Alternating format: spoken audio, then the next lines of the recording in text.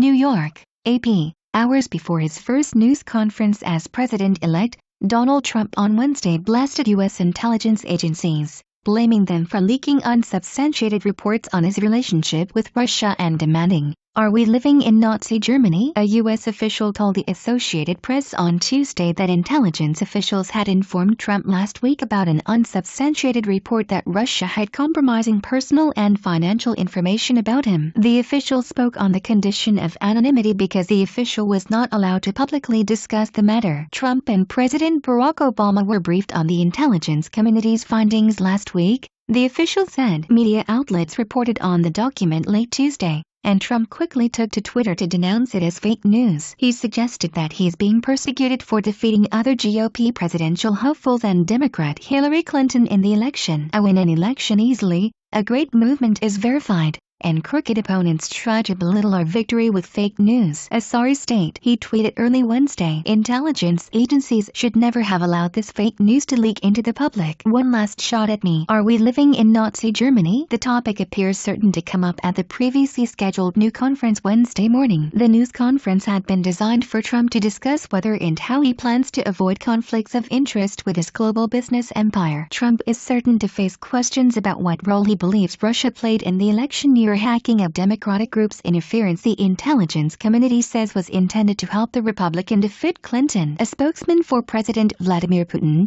meanwhile, denied allegations that Russia has compromising material on Trump. Spokesman Dmitry Peskov dismissed news reports as a complete fabrication and utter nonsense. He insisted that the Kremlin does not engage in collecting compromising material. Trump's news conference is also expected to include questions about how he plans to disentangle himself from his family-owned international real estate development, property management and licensing business. Trump had originally planned to outline those steps at a mid-December news conference, but the event was delayed, in part because of the complexity of the matter. Last week, Trump told the Associated Press that there was a very simple solution to his potential business conflicts. He said he will not be involved in the day-to-day operations of the Trump Organization, but has not made clear whether he will retain a financial interest in the company. Trump has sporadically taken questions during the transition, popping out of the gold-plated elevators at his eponymous Manhattan skyscraper to address reporters for a few minutes or greeting the media on the driveway of his South Florida club. But those encounters have all been brief,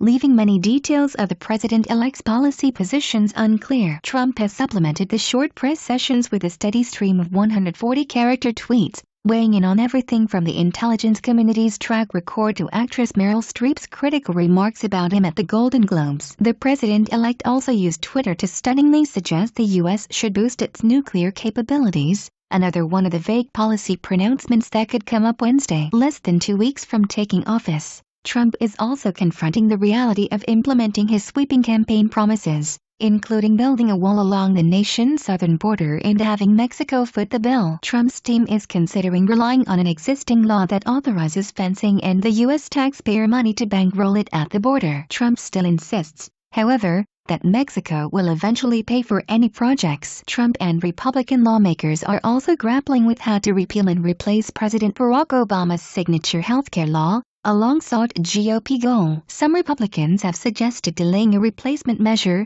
though Trump told the New York Times Tuesday that he wants to take that step very quickly or simultaneously with the repeal.